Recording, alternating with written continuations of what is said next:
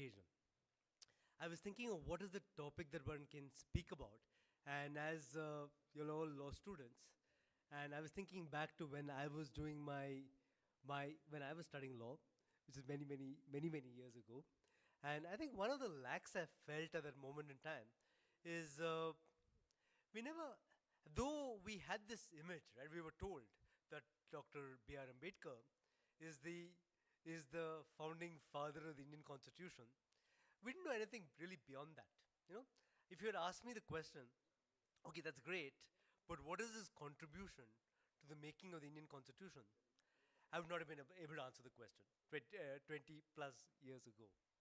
And I think that's partly the gap of the way we study the law, and the way we don't necessarily engage with a very important realm of thinking on law, which is actually what you'd call the Constituent Assembly debates, CAD, right? So my plea to you all is to please read the Constituent Assembly debates, because it's a very fruitful exercise in terms of understanding what the Indian Constitution is all about. It's also very pragmatically, I'll give you a very pragmatic example. It's very pragmatically useful in terms of your litigation work in the future. I'll give you this one example on that. If you think of the phrase, we'll talk about this a little more in the future, in a little while, but think of the phrase constitutional morality, right? Where does it come from? We all know that Dr. Ambedkar made the famous statement which he made in the Constituent Assembly, where he said that democracy in India is a top dressing on a soil which is essentially undemocratic, and constitutional morality is not a natural sentiment, and we have to cultivate it, right? And why am I narrating this? Because it's there in the Constituent Assembly debates. Nobody had noticed it, right? The first person who noticed it actually was Justice Shah in 2009 when he delivered the Nas judgment. And again, I have to say that, even though the counsel's in the case, we didn't find it. We didn't find the quotation by Ambedkar on constitutional morality. Justice Shah found it on his own and incorporated it within the Nas judgment. And the logic he used there, of course, is that there's something called popular morality, which is shifting and changing. And there's something called constitutional morality, which draws its values from the nature of the Indian Constitution. And we must go with the notion of constitutional morality and not popular morality. So this kind of a reinterpretation of the language of morality itself really came from a traversal of the Constitutional Assembly debates. So again, this is my plea to you all. Please pick up and read the Constitutional Assembly debates. There's also constitution.net, I think, which helps you navigate the debates much more closely. But the point I want to make, actually, what I was asked to speak on, is what is, again, getting back to the point, what is Dr. Ambedkar's contribution to the making of the Indian Constitution beyond the language that is the father of the Indian Constitution or the last person of the Indian Constitution? What are the thematics we can pick up from the Constitution which reflect his way of thinking? Two points to make as a preliminary to that, I think is very important actually, is that when a person comes to draft a constitution as part of the Constituent Assembly, they come with the history in which they are embedded. And this is a very important point, because what you get is a perspective on the Constitution which really comes from the personal experience of Dr. Ambedkar. And for this, I'd again urge you to read a piece which everybody must read. It's the one autobiographical writing by Dr. Ambedkar called Waiting for a Visa, right? And it's almost a very moving description of what he experienced as a child. And he talks about it this way. He says that when I went to school, I had to go to school carrying a gunny sack with me. I had to sit on the gunny sack apart from the other students. And when I went back home, take the gunny sack back with me. So you get the sense of separateness. And then he says that if I wanted to drink water, not as simple as saying drinking water, because I couldn't open the tap because I was considered untouchable. So what I had to do is I had to wait for the peon to open the tap and then drink the water like that. So as he puts it, he said, if there's no peon, no water, right? So you get a sense of humiliation, you get a sense of discrimination, you get a sense of a life experience which you must think of when you think of the drafting or the making of the Indian Constitution. That's one dimension of Dr. Ambedkar's contribution I'm bringing in. But the second very important dimension, which again relates to what to all of you all, is the idea of Ambedkar, the reader. There's a very beautiful book. If you get a chance, please read it. It's called the Ambedkar, the Attendant Details, which is kind of memories of or remembrances of Ambedkar for a range of people who knew him, right? And it's very fascinating. You read that book, what you get as a thread which connects a lot of the memories is they all remember Dr. Ambedkar as a great lover of books. There's one description of this person says that, I left him in the night, and when he came in the morning, he was there with 2 books on the table by his side, 1 book on his chest. He just gone to sleep with the books, as it were, right? And there's another description where somebody, I think, goes to him and says that, I want to get married, right? He says, marriage is one thing, but I think you should spend 10% of your income buying books, right? Again, why is this important? Why am I making this point, right? You have to read the opening speech when Dr. Ambedkar introduces the Constitution of India and the closing speech, right? Absolutely brilliant summaries of the philosophy of the Indian Constitution. And you read that particular speech, you read those 2 speeches, what you get a sense of is a certain kind of ability to traverse the world of learning. There will be quotations by Jefferson, quotations from Edmund Burke, quotations from a range of thinkers, right? Again, you see when you're thinking, right? Being a lawyer, when you're thinking of, if you're ever in the position, I don't know if you guys will ever be in the position of drafting a constitution, right? You must be able to draw upon a world of knowledge. This is a very important point. Again, I'll make one more reference to this, where there's a discussion which is going on in the Constituent Assembly on whether the question of educational qualification is important for members of legislative assemblies or elected assemblies. And Dr. Ambedkar's point on that is, see, when it comes to representing the interests of your own people, you really don't need education, because you know the experience, and who knows it better than you, and you can communicate that experience most powerfully. But he says, if you want to take it one step further, you want to think of solutions. It's absolutely vital. It's absolutely vital. How can you think of a solution if you're not going to if you don't have a sense of learning and understand the world in which we live in, for you to think of the solution which you have, right? So the 2 points I'm making over here is, again, there's a great piece by Professor Bakshi, again, called, it's called the 7 Ambedkars, right? And I'm not going to go to all 7 Ambedkars, but Ambedkar the reader is one. Ambedkar and the experience of humiliation is the second. And the third Ambedkar, which is what I'm going to focus in this talk on, is Ambedkar the constitutionalist, right? And so Ambedkar the constitutionalist, what I want to bring to your attention is what are the various ideas in the Indian Constitution which you can track particularly to Dr. Ambedkar's contribution. You all heard the phrase liberty, equality, and fraternity, right? And again, in the drafting of the Indian Constitution, okay, this is the way it goes, right? I mean, I don't know if you'll know this, but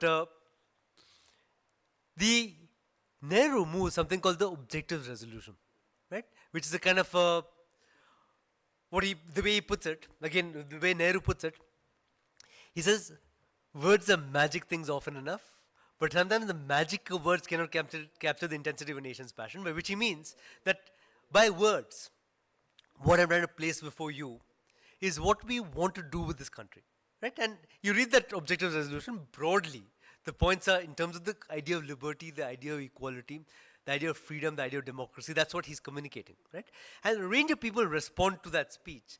And one of the responses is by Dr. Ambedkar. And 2 points he makes.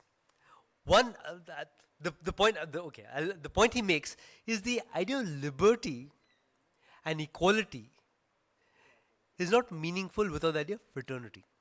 As he puts it, liberty and equality without fraternity is no deeper than a coat of paint. Right? Again, go back to the logic of why liberty, why equality, why fraternity. Right? The way he puts it, if you have liberty alone, then you'll have the development of the few. If you have equality alone, then you'll suppress individual initiative. But if fraternity is a bridge between liberty and equality, that's when you achieve the objectives that you need in this world, right? So again, you think of it, why fraternity, right? Why fraternity, right? What does fraternity mean? See, if you're not a nation, again in Ambedkar's thinking, right? If you don't have an ability to cut across lines of religion or lines of caste, then you're not a common people. If you're not a common people, then it's very difficult for you to take forward the notions of liberty and equality, because you will be divided and subdivided in terms of categories, right? So keep that one point in mind. That is the idea that liberty and equality without fraternity is no deeper than a coat of paint. But again, is this an abstract idea? Is the idea of fraternity as brotherhood? What does it actually mean, right? Am I making a completely banal point, or is Ambedkar making a completely banal point, right? What you have to do as law students is think of how you apply the idea of fraternity to a particular legal problem, right? That's your challenge, right? And for example, right, we can argue, we can make the case, right? I would make the case that the Special Marriage Act, which allows for people to marry across lines of religion and caste, is an embodiment of the idea of fraternity. If you have the question, right, that again, these cases are there where you have the case of, say, discrimination against people on the basis of religion, or on the basis of food, on where they live. If you say you can't live here because you eat non-veg, you can't live here because you belong to a religious minority, right? You can challenge that. Again, in the principle underlying it is people living together actually takes forward the idea of fraternity, right? So again, I'm making the point of fraternity, and then you think about it, right? You think about how fraternity can become a way of embodying a legal philosophy. And going back again, right, when we say liberty, equality, fraternity, I mean, everybody thinks fraternity is a meaningless concept, right? The only person who thought it's so meaningful that it must be there in the Constitution is Dr. Ambedkar, right? So again, think a little more about what fraternity means and why you would articulate fraternity. Again, the objective resolution, you will compare the objective resolution as the predecessor to the preamble, right? So objective resolution does not have the word fraternity. Preamble has the word fraternity. The other concept the objective resolution does not have is the word dignity, and the preamble has the word dignity. Again, there's a book on this by Akash Singh Rathore called Ambedkar's Preamble, where he makes the case that the reason we have dignity in the Indian Constitution is because of Ambedkar's insistence that it be there. Again, you think of dignity, right? Why is dignity meaningful? Go back to the narrative which I put forward a little earlier of the humiliation, right, which Dr. Ambedkar faced when he asked for water in school, right? So, what is humiliation, right? You think of humiliation as, in a sense, the other of dignity. Where humiliation is basically a sense, I mean, we can all empathize with the idea of humiliation, where you're stripped of your sense of humanity, where we're viewed as less than human, right? And so the idea of being viewed as less than human is an experience which was very core to Dr. Ambedkar. And so he was very clear that the word dignity should feature in the Indian Constitution. Again, there's a debate on this in the B.N. Rao volumes, the framing of the Indian Constitution, where the discussion is, again, if you see the phrasing of the preamble, it says fraternity assuring the dignity of the individual and the unity of the nation. So the question is, should it be fraternity assuring the unity of the nation and the dignity of the individual, or what should precede which? Should it be unity of the nation which comes before dignity of the individual? And the proposal by, I think, P.C. Tandon is to say that let's have unity of the nation before dignity of the individual. And the response of B.N. Rao is we must put dignity of the individual prior to the unity of the nation. Because the nation can only be united if you protect everybody's dignity. So it's not just a lexical priority of dignity over unity, it's also a philosophical centering of the idea that dignity is core to the understanding of the Indian Constitution. Again, see, the idea of law is that we think of the idea of dignity, the origin points may be in terms of an experience of caste humiliation. But if you look at the jurisprudence of the Supreme Court, right, where has the Supreme Court seen the word dignity? If you see Francis Corelli Mullen, if you have read the judgment, the idea that prisoners have a right to dignity, right? And the idea that solitary confinement can be a violation of right to dignity. And the Nas judgment, or the Navtej judgment, where the court see that if you deprive a person of the right to form intimate associations with the persons that they love, that's a violation of your right to dignity. So again, you see how these concepts travel, right? I mean, the concept emerges from certain kind of context. And it's always useful to understand the context, but it traverses to many other dimensions and many other spaces, as it were. The third notion I want to address is the idea of a counter-majoritarian law.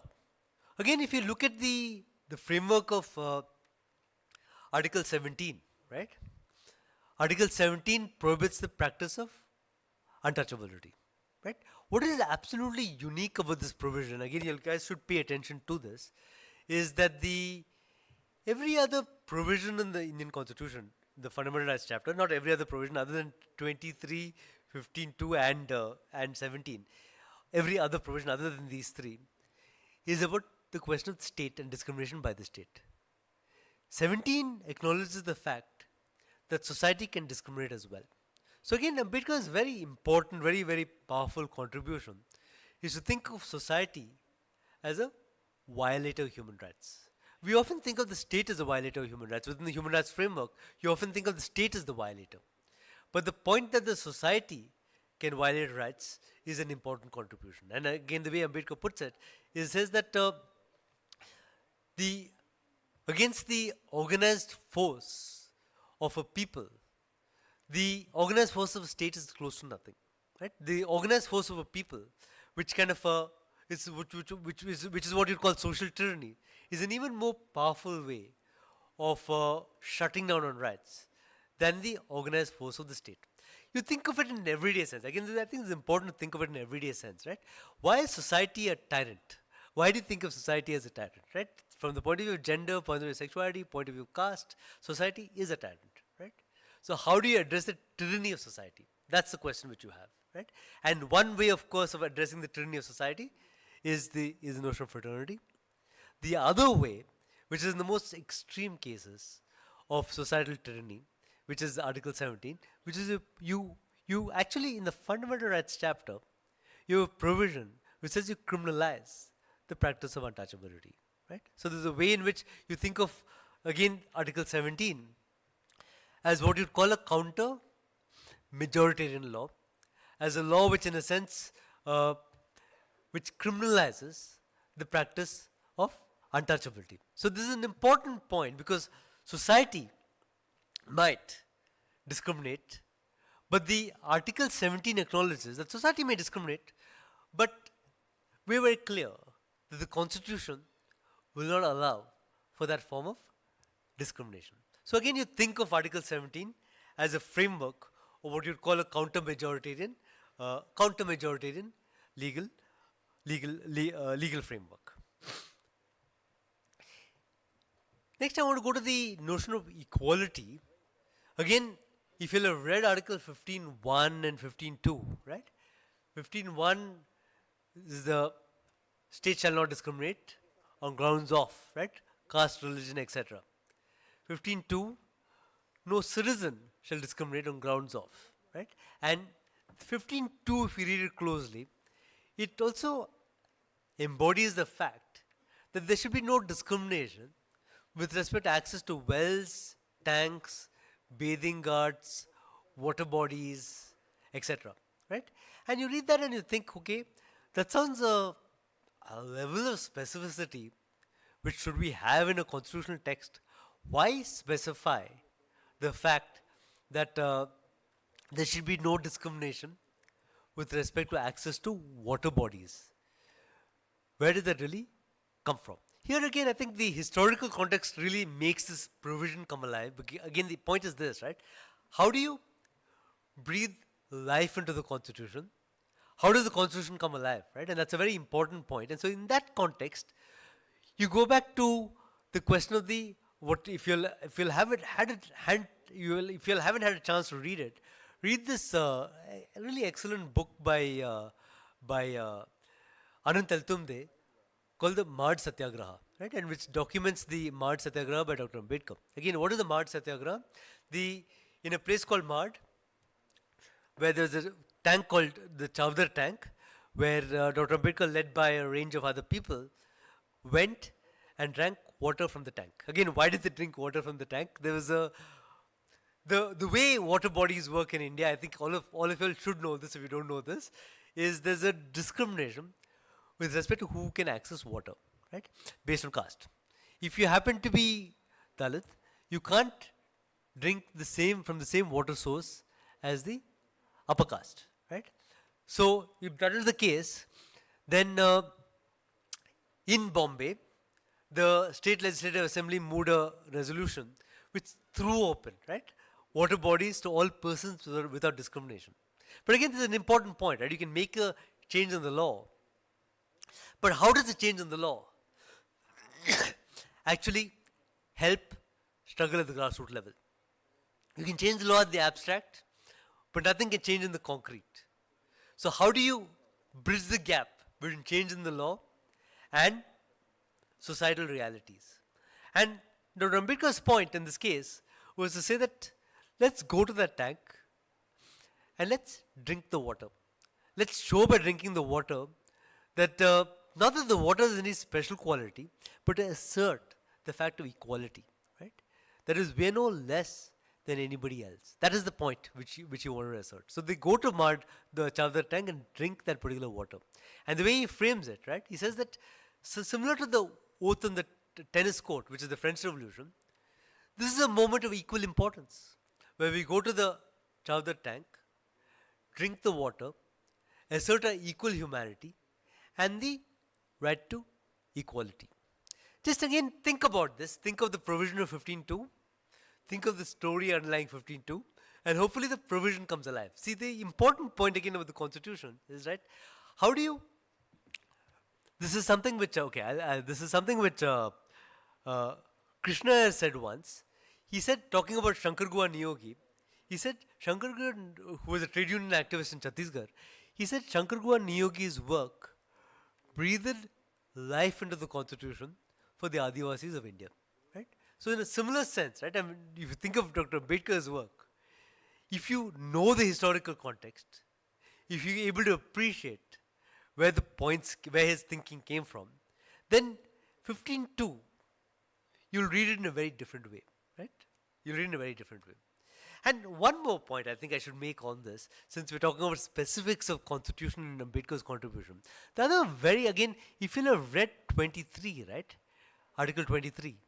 23 is really about the prohibition of forced labor and the practice of begar, right?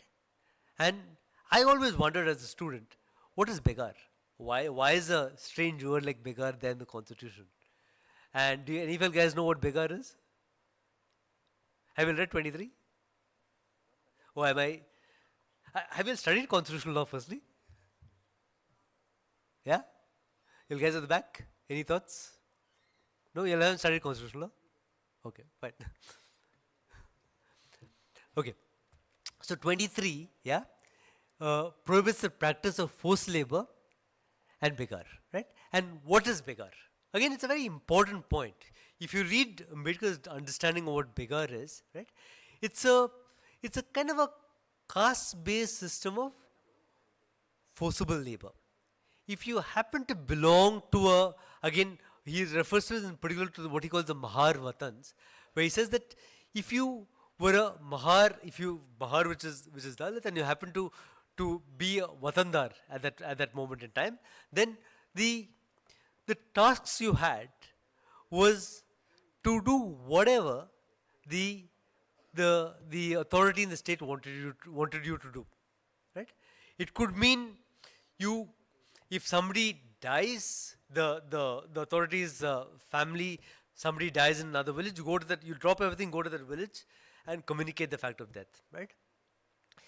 If late at night the municipal officer feels that he wants something, he wants some coffee or tea, you go and get that coffee or tea, right? So there's no question of time limit.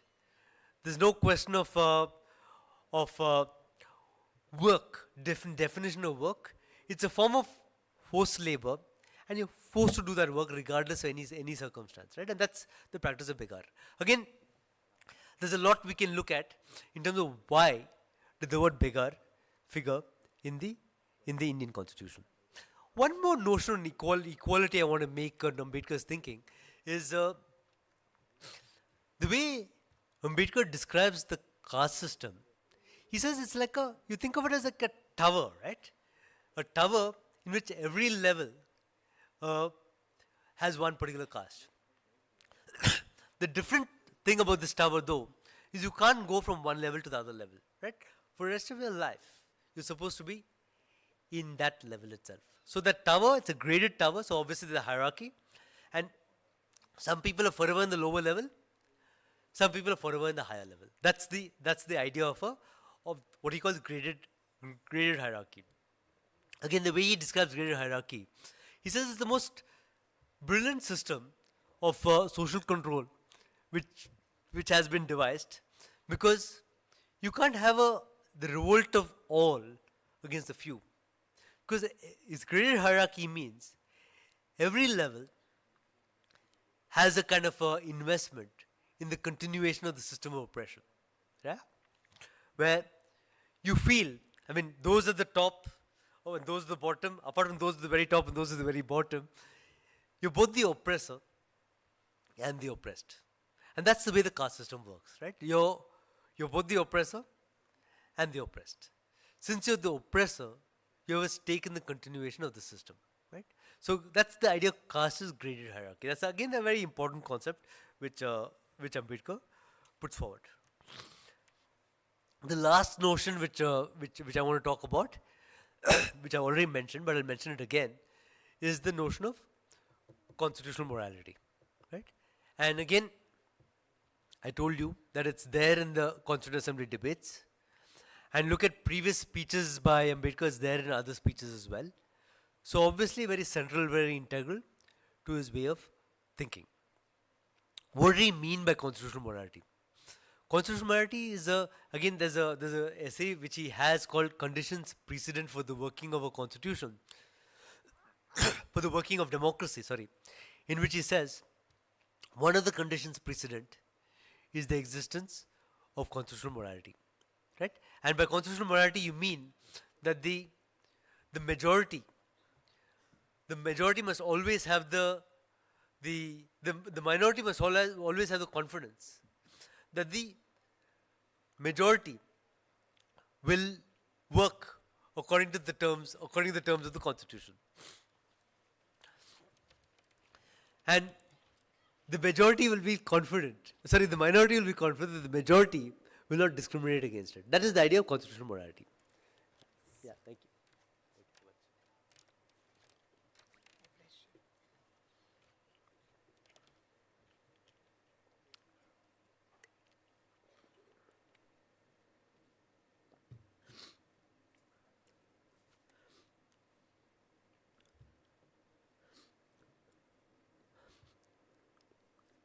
So the core reference, of course, to constitutional morality I already mentioned comes in the Constituent Assembly debates. And again, it's very interesting, right? The discussion is, somebody is saying, why is the Indian Constitution so long? And Ambedkar's reference to that is that the Indian Constitution is so long because our people don't have a sense of constitutional morality. So we need to specify the procedures and the details by which the state relates to people and people relate to each other. And that's the reason why the Indian Constitution is so long. Again, the way he puts it again, to quote again, he says, democracy in India is a top dressing on a soil which is essentially undemocratic. Constitutional morality is not a natural sentiment. We have to cultivate it. Again, look at the distance the notion of constitutional morality has traveled, right? Again, it's very, very interesting. Think of it in terms of how I mentioned that Justice Shah picks up on it in 2009. Of course, constitutional morality is there in Navtej. Constitutional morality is there in the Sabrimala judgment. Constitutional morality is there in the Joseph Shine judgment, right? And if you'll have read these three judgments, you get a sense of the different ways in which constitutional morality is utilized by the court. If you take the question of the Sabrimala judgment, which is in which constitutional morality is utilized, if you read the judgment, the majority judgment, what is Sabrimala? What is the dispute really? The law in Sabrimala prohibits women from the age of 10 to 50 from traveling, from worshipping before the deity. The court holds that this prohibition violates a constitutional morality, because they hold that the constitution has within it certain encoded within it certain forms of morality, and among those moralities is the idea that the law should be a counter majoritarian institution, right? That is, the law should be utilized to target forms of inequality. That is, we can't have a law which discriminates against a range of people. So that's the idea again of constitutional morality in Sabrimala. Then if you've read the Joseph Shine judgment, right? Joseph Shine again is a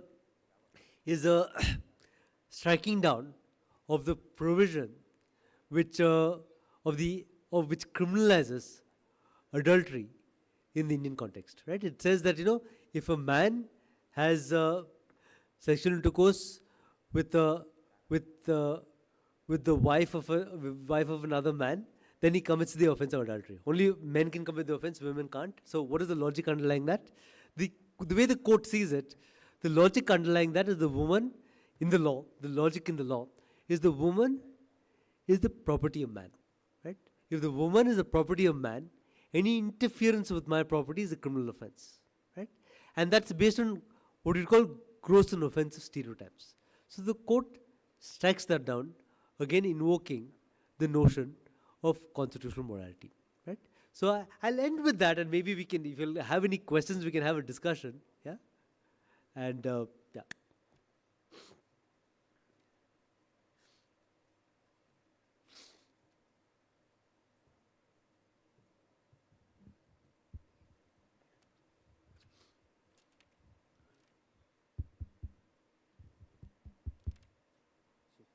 Hello.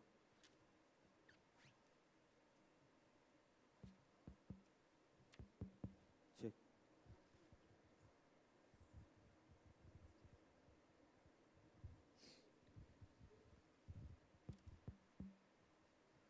Sir, good morning, sir. My name is John. I'm from the 3-year LLB honors batch. So you mentioned recently, just now you mentioned the Sabrimala judgment and the Joseph Shine judgment. We see all those judgments in the years of like late 2010, 2018, 2020, the last few years.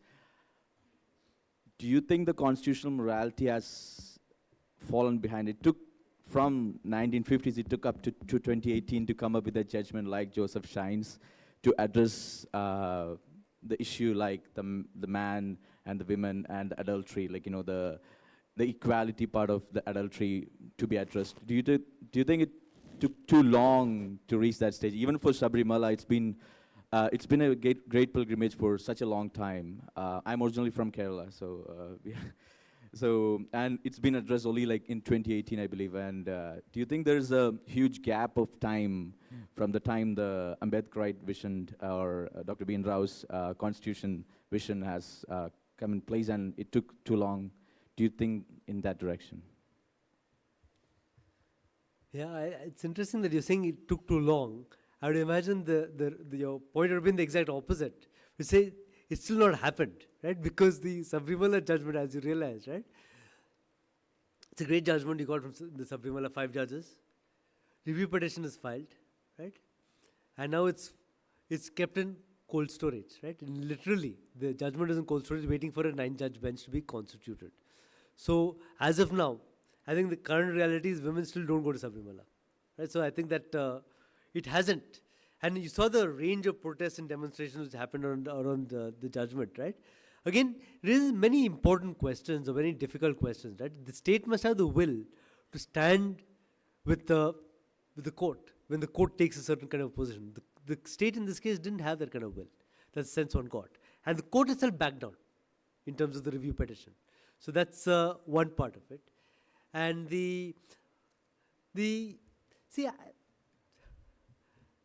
has it been too long? I get your point. It is too long, right? It is too long for something like this for these moralities to change. But guys, I think you guys at the back.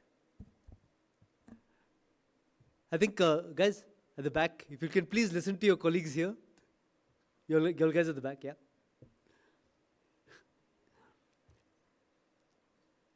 When he's asking a question, it'll be good if you listen to what he's saying as well, yeah? Yeah. So the question, it is too long in that sense, which you're putting it forward, you know. But nature of change is that it takes time, and the change is always a process. Sometimes goes up, sometimes goes down. So it's a way in which, you know, it's a little bit more long-term process as well.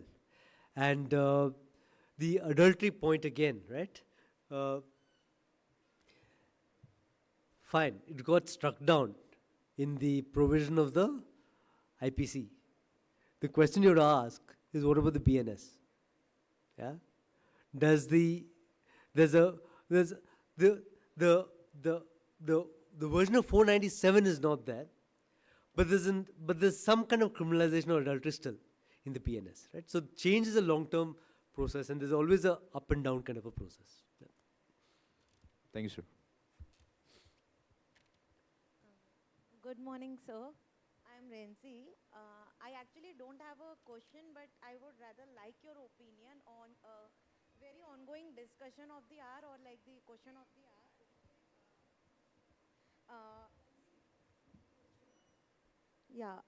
I hope I'm audible, sir. Yeah. So I would like to know your opinion on the very ongoing debate in the academia regarding the inculcation of Ambedkar ideas within the field of education. So like, I have went through a few of his work, like the untouchables, who were the Shudras and all. And what I feel is it's very much relevant to go through his idea and know the field of education rather than going through the foreign idea of what Aristotle thinks about equality, liberty, and all those things. So what's your personal opinion on this thing that Ambedkar should be involved within the main field of education so that people know more about our society? I didn't get that question. Will you repeat?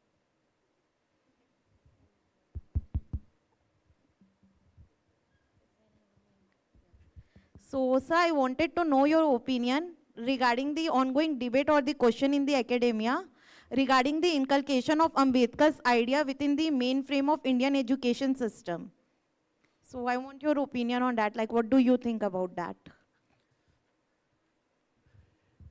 See, again, the question will come back to what are the main ideas of Ambedkar which you want to inculcate in the education system.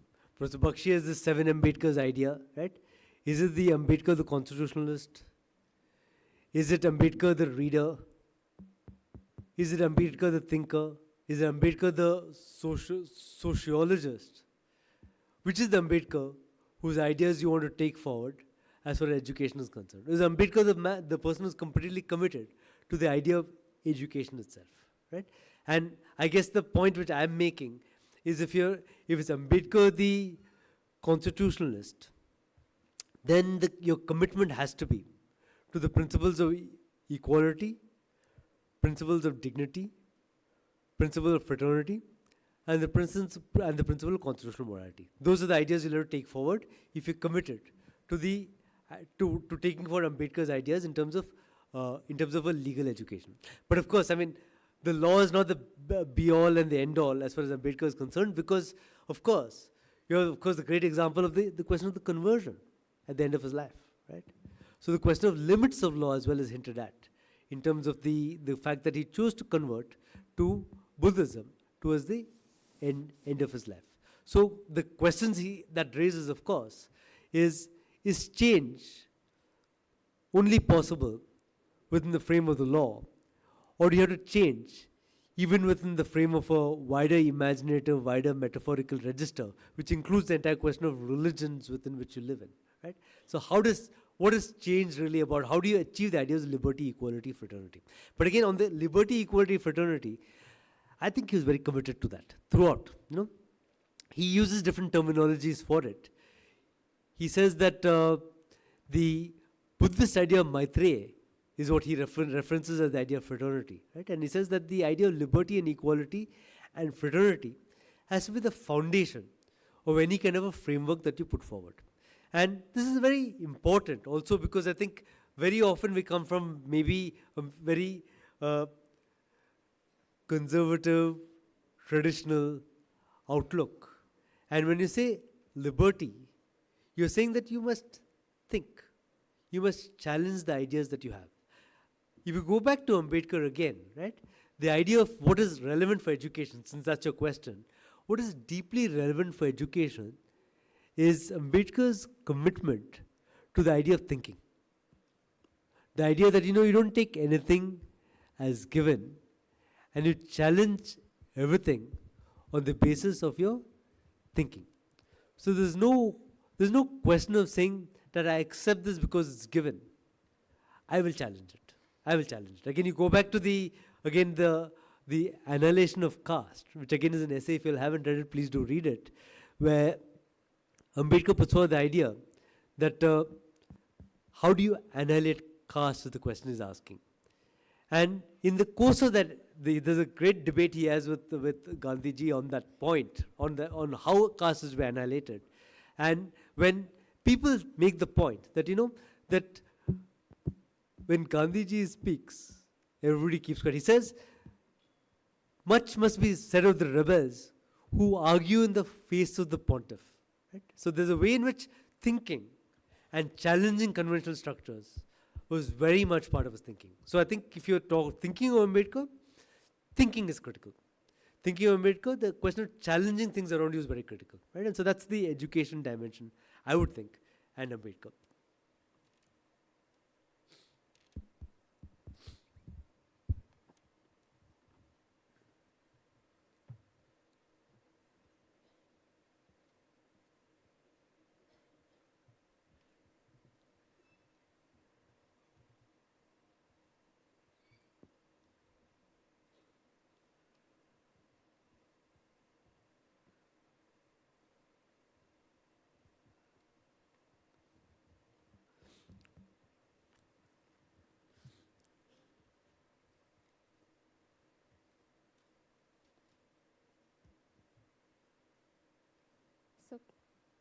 So good morning. Am I audible? So despite having one of the longest constitutions in the world, we still don't uphold its values, and the current spirit of the country, especially with regard to what you went in depth about, that is fraternity, is in complete contrast.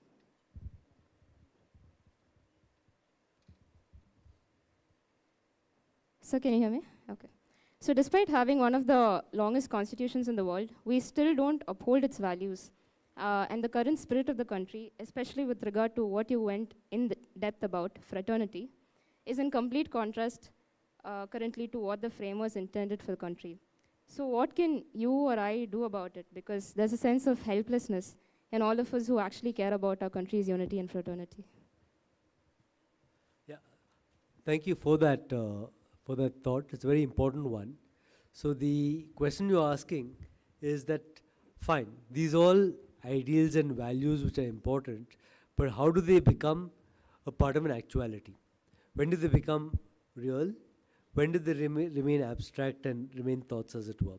And what can we do to change the status quo, right?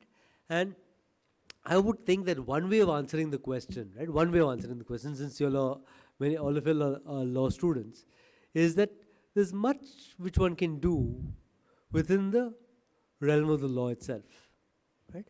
And the ways in which lawyers can contribute a lot to precisely taking forward the ideas that you are referencing. Again, maybe I'll reference one other book if you get a chance to do read it. It's a book called Dual State by I'm forgetting the guy's name. Dual State is the name of the book, and the point he's making is a German writer, German labor lawyer, and the point he makes is that even Nazi Germany was a mixture of two states, what he called the prerogative state and the normative state, right? And the normative state is a state bound by rule of law, and the prerogative state is a state which is unbounded, which can do exactly what it wants. Even within Nazi Germany, your fight was to preserve the idea of a rule of law state from the prerogative state. So if you keep that as a frame, in the Indian context, as lawyers, one task you have, one role that you have, is how do you preserve a rule of law state? If a person in Nazi Germany says, yes, this is what we do, this is what we can do, this is what we're doing, a person in India can definitely say that you can work to preserve a rule of law state. It's not easy. It is challenging. Very often you'll feel a sense of disappointment and frustration. But I think the point is to say the range of people who think similarly to what you do and who want to do something about the situation. There's one more reference I should give you on this. There's a book by someone called Israeli human rights lawyer called Michael Fard, S-F-A-R-D, called The Wall and the Gate. If you get a chance, do read that as well. And the point Michael Fard makes, it's a very interesting point. He says, see, you go to court every day, right? And against the Israeli state, which of course is even more brutal today. And you, by arguing the matter in court, you produce an indictment of the state, right? And you keep at it to reduce the legitimacy of the state, as it were. So and you never know when the situation changes. It can be quite dramatic. And before you know, the situation has changed. Like, for example, right, the collapse of the Soviet Union or the collapse of apartheid South Africa, nobody saw that coming. And suddenly history changes before you know it. A different turn takes. Sri Lanka, suddenly has had a different kind of a turn, right? Where suddenly you have a prime minister who seems more responsive to the needs of his people, right? So I would say that don't give up hope, and change is always possible, and things change, and you never know. You feel a sense of, if you feel a sense of despair, right? What you need to do is cultivate a sense of hope and optimism. That's very important. And I think that hope and optimism, sometimes we think it's an individual quality, but it's not always an individual quality. Sometimes hope and optimism is, again, going back to the language of because cultivate, right? You have to cultivate hope and optimism. How do you cultivate hope and optimism? You cultivate it by working on issues with other people, right? Sometimes solidarities are the best way to cultivate hope and optimism, right? So you have to work with other people, do different kinds of work, and that's a way in which you keep alive the imagination of precisely the world that we're talking about, which is fraternity, liberty, equality. So I am Sivaramakrishnan, third year LLB, sir. I am Sivaramakrishnan, third year LLB. in my first year. So my question is that, before asking the question, I thank you for your bringing us to the deeper perspective of fraternity, liberty, and equality. When Ambedkar experience, I see in the experience of the population, where it is representing as being Ambedkar in the father of the Constitution. In that perspective, moral values and law, which is upheld in terms of people's dignity, and the fraternity is actually challenged. I would say one of my friend was asking the question in the Sabarimala case. So here the judgment I read, because to maintain the purity in the Devasana, that is the particular Kerala religious act was saying that women are not allowed. So in the even to see the religious text, our faculties have given us a teaching that more values to the men than the women. So here, even the constitutional testing the religious law having a very challenge. That's how now we have the repetition in the same case. So how to here uphold the constitutional validity over when the religious and morals plays a vital role. Actually, it is affecting the dignity and fraternity of the country. Yeah. Thank you, sir. Thank you. That's again a good question. Gets to the heart of what we mean by the notion of constitutional morality. You're right. Certain kind of religious morality, certain kind of morality might say that women within the age of 10 and 50 should not go to Sabrimala. That might be the morality which is there. But I think the point the judgment makes powerfully is what we need to go with is not the notion of morality, but the notion of constitutional morality. People might think this way, religions might mandate that, but at the end of the day, we have to go with the language and text of the Constitution. And language and text of the Constitution is very clear. That is, when you say non-discrimination under 15, right? The question of non-discrimination also links to the question of, of stereotypes promoted by the law, and the fact that these stereotypes are constitutionally invalid. When you say women between the age of 10 and 50 can't go to Sabrimala, what in effect that's based on is certain stereotypical perceptions of women as impure or unclean, and that's something which is constitutionally unacceptable. So there's the very important distinction you have to make between morality and constitutional morality. Morality is popular. Morality is what the majority believes in. Constitutional morality may not be popular. Constitutional morality may not be what the majority believes in. Constitutional morality derives from the text of the Constitution. Popular morality derives from what people at large think. So you think in two different registers on the notion of and distinguishing notion of morality and constitutional morality.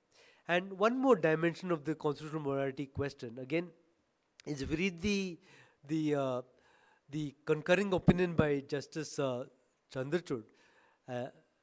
He was justice at that time, Justice Chandrachud. He makes the point that the prohibition of the practice of untouchability also extends as for to women.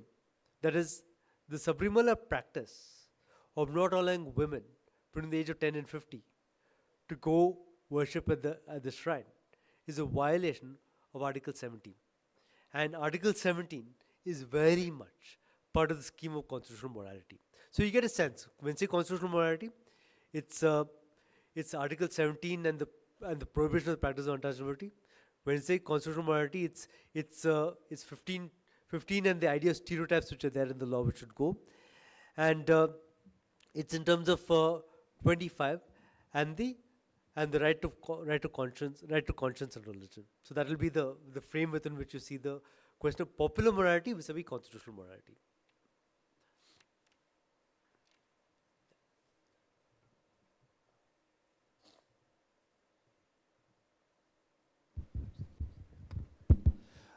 Good morning, sir. My name is Sakti. I am, part of the 3-year LLB classroom.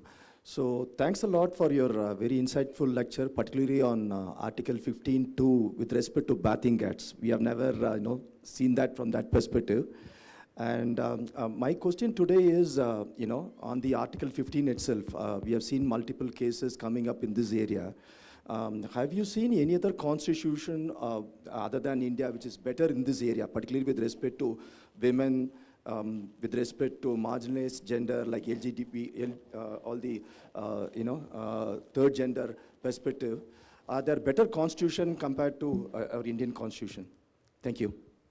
It's a very good question.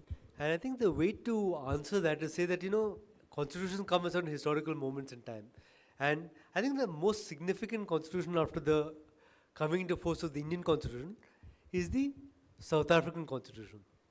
And I think Professor Sarusul also remember that when we were there in the law school, a lot of South Africans would come, to India to study the Indian constitution.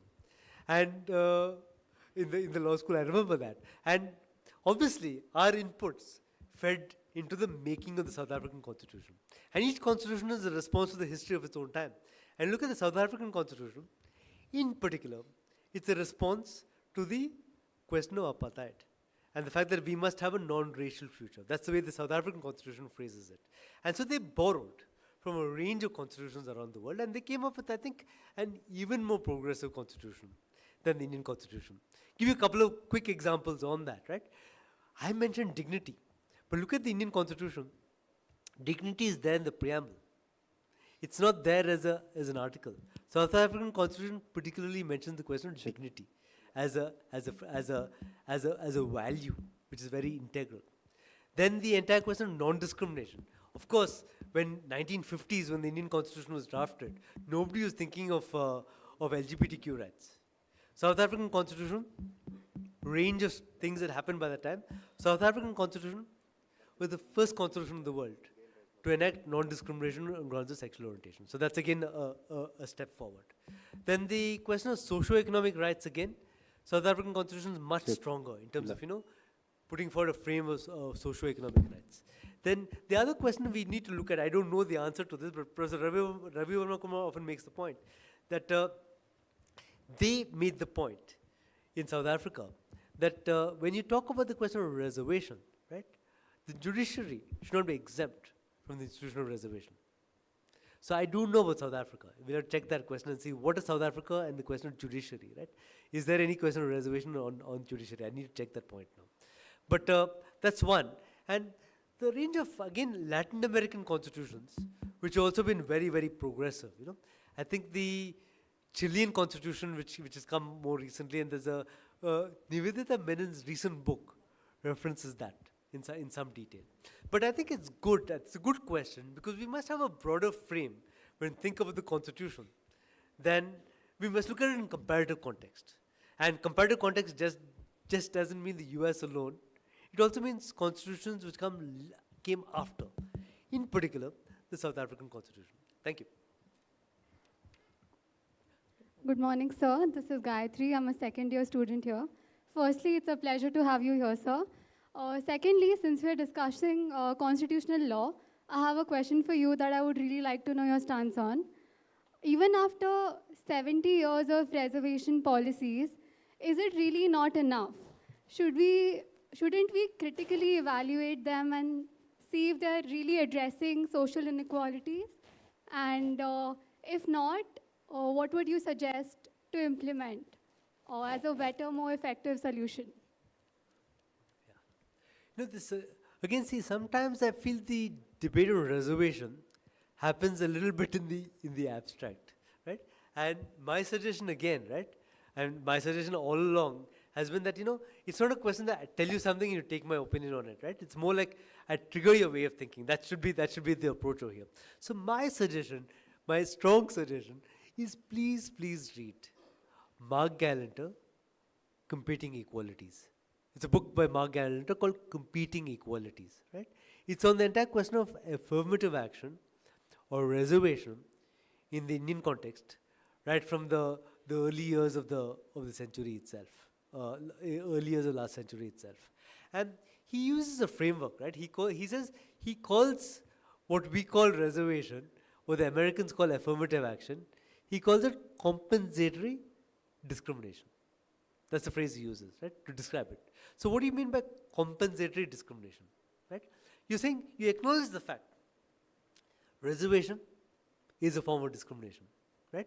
If you reserve certain seats, 12% for certain grouping, then the 80% can't use that framework. That's quite clear.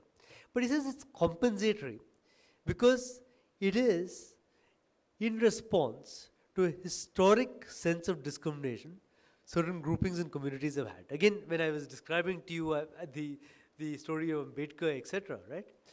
You get a sense of a historic sense of discrimination that a certain grouping has faced over many, many years, right? And so the idea of compensation, the idea of compensatory discrimination comes from that. So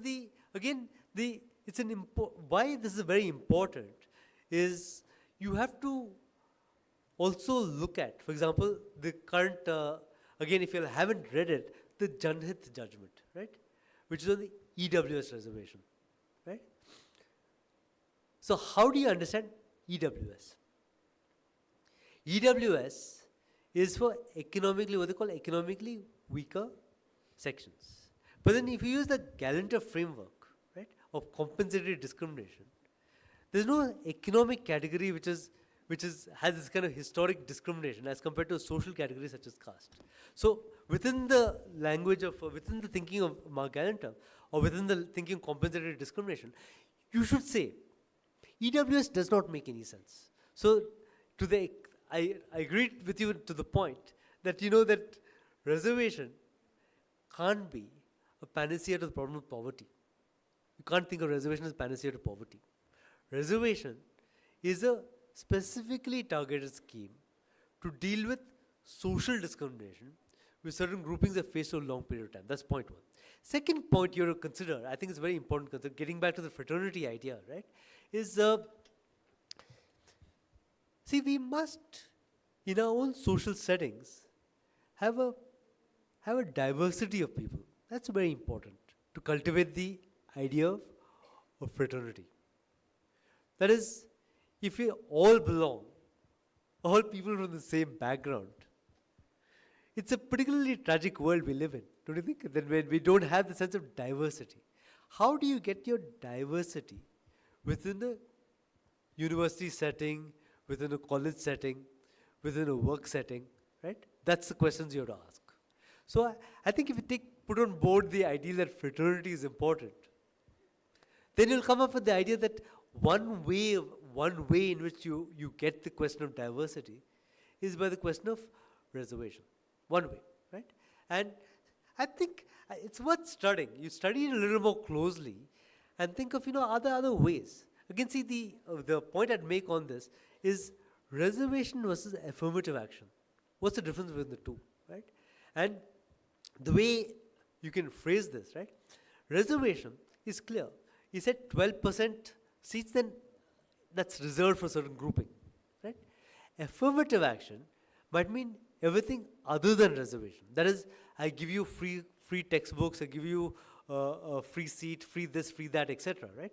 But I don't reserve. So these are debates one can have. Do you want to think of affirmative action? Do you want to think of reservation as compensatory discrimination? And do you think that once you're clear on the logical reasoning underlying reservation as compensatory discrimination, how it should not be expanded to every grouping, as it were, and should be kept in a certain kind of a frame, as it were. But it's worth thinking about, and please read Mark Galanter, Competing Equalities, because then debate will be richer. You'll be informed by the range of discussions that happen. Again, reservation is debate, which is so much of debate, right? I don't just mean the media debate. So much of debate in terms of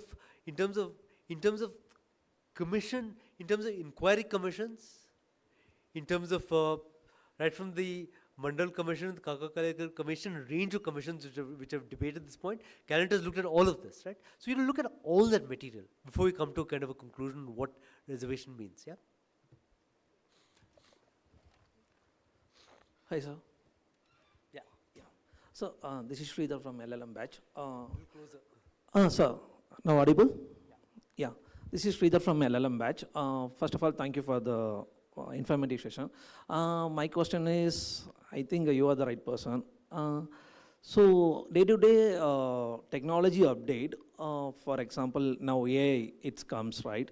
So there is no, still no explicit address of AI in the Indian constitution. So after the long struggle, now only bill passed for the data privacy, 2023 in August. So in Indian constitution, maybe, I mean, they are, I don't know, they are already working for the dedicated legal framework or else dedicated legal structure for the AI in future, how to use in ethical way in the legal lawful purposes.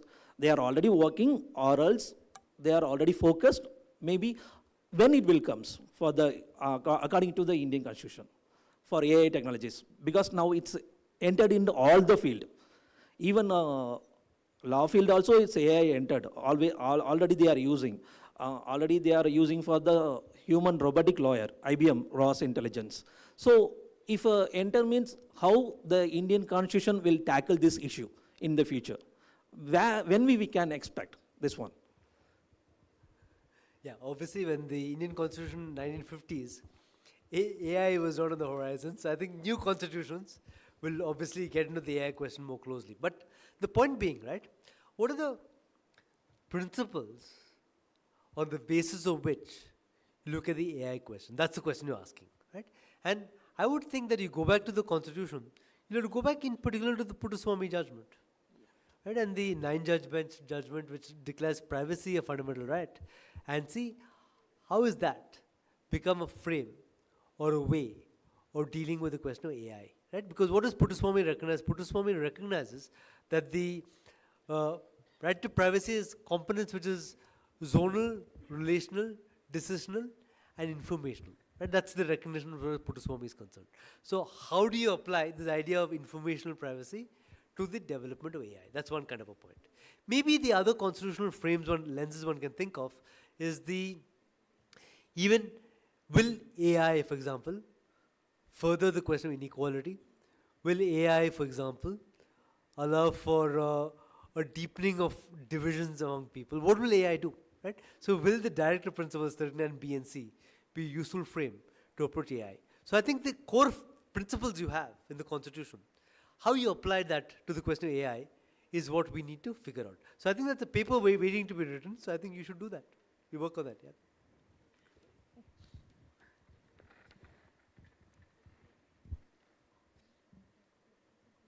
Sir.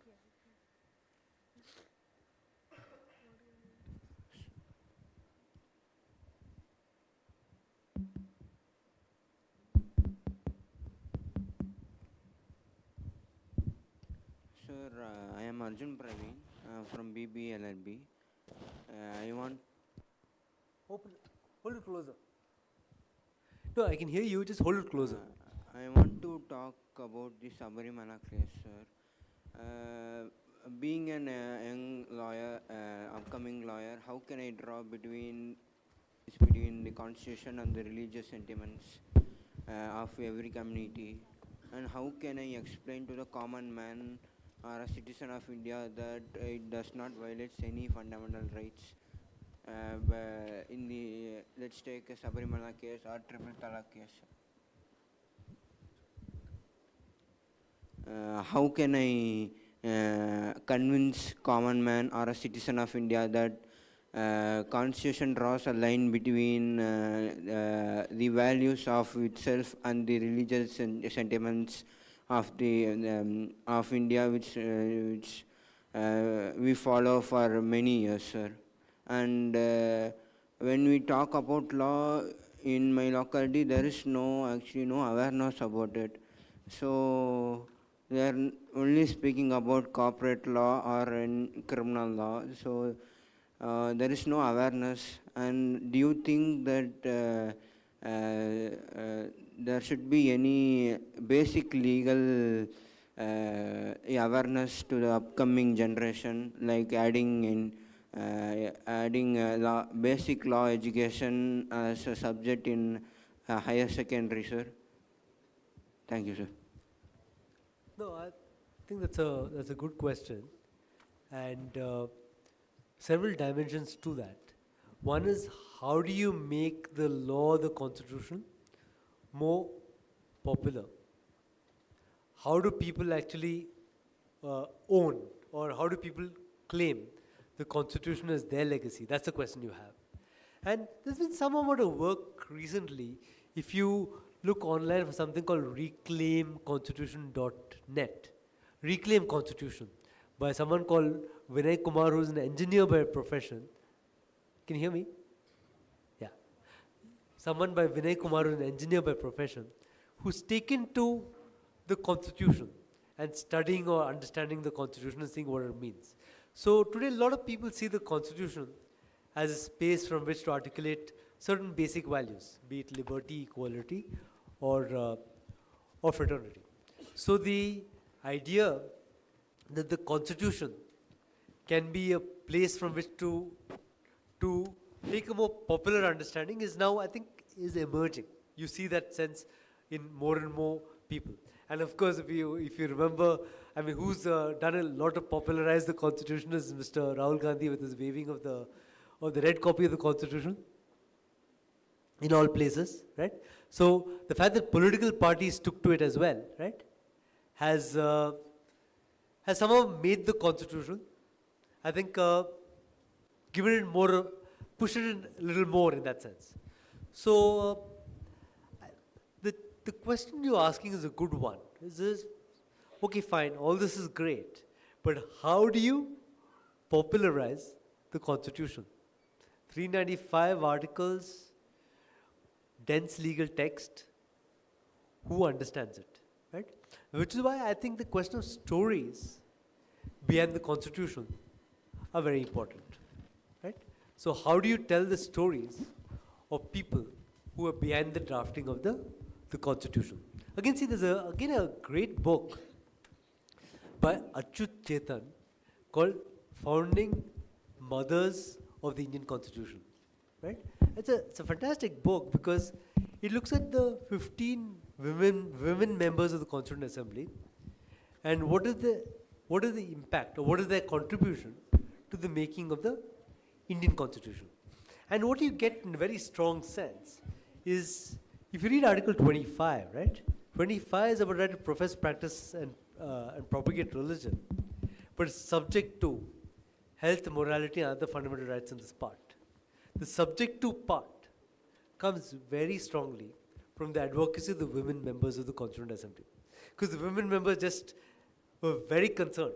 They said that, see, if you have a right to profess, practice, and propagate religion, what happens to us? We're stuck with sati, we're stuck with no widow remarriage, we're stuck with all these horrible things we're stuck with. So they said, you better subject the right to practice religion to the other fundamental rights, right? So you read the Constitution or tell the story of the Constitution through the narratives of people who are there. And the material is there. You look at the Constituent Assembly debates, look at a range of recent work which has happened, look at, again, our former student from the law school, Rohit De. He's got a good book called The People's Constitution, right? Again, which looks at the way a range of groups have made use of the Constitution to take forward or protect their rights, be it sex workers, be it butchers, what they've done, right? So I think the point is to popularize the Constitution by breathing life into it, right? Which means you have to be able to tell the story of the Constitution, not just as the Karnataka government now does, right? It's compulsory to recite the preamble. It's a great starting point, you know. But what does liberty mean? What does equality mean? What does fraternity mean, right? Unless you know those values, it becomes fairly meaningless, right? So you have to be able to explain the meaning of the terms underlying the Constitution. What does scientific temper mean, right? All of this we have to be able to explain. So I think there's a challenge, you're right. There is a challenge in communicating the Constitution. And the challenge has to be bridged through, I think, pulling out the stories which tell you what the Constitution is about. It can't be case law, of course, but case law to illustrate the provisions of the Constitution, right? And again, if you're asking where to go to, I would suggest you read these Constituent Assembly debates, of course, and these judgments. You should read Sabarimala. It's a very eloquently argued judgment in terms of why the regulation should be struck down. Read Joseph Schramm, read Navtej, read a range of these judgments, give you a sense, of how you tell the story of the Constitution. Good morning, sir. So my question is, are we in the state of intolerance? Right? I don't want to make a statement explicitly saying that we are in the state of intolerant state, right? Number one.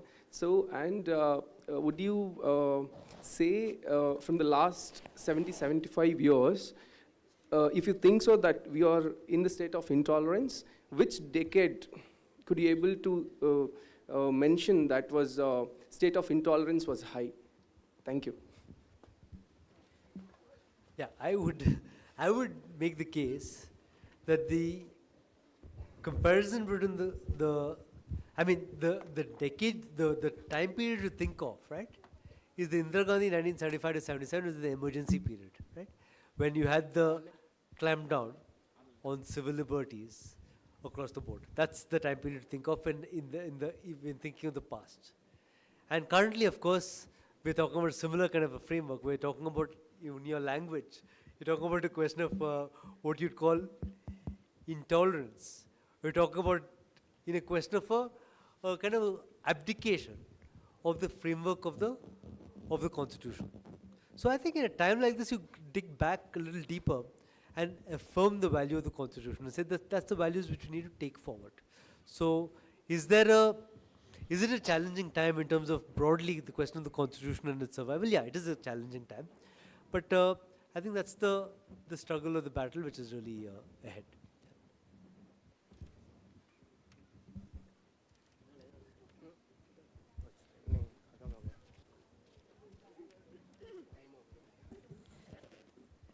First of all, Arvind, a big thank you for coming here today. And I think after I joined, this is the first event that we are having for the university. I thought it would be auspicious to do this on, the law day, which is such a crucial one for us as a law school. So on behalf of faculty and staff and students, thank you so much for accepting our invitation to be here. I'd especially like to thank Anuja for I'd also like to thank Anuja for her introduction of the speaker and also introducing us to Law Day, to our colleagues who have come, and to office staff, Banu, Mary, Prakash, Madhu, for all the arrangements that they have made for the speaker. Thank you, and we hope to see you back here frequently on campus. Thanks, Arvind.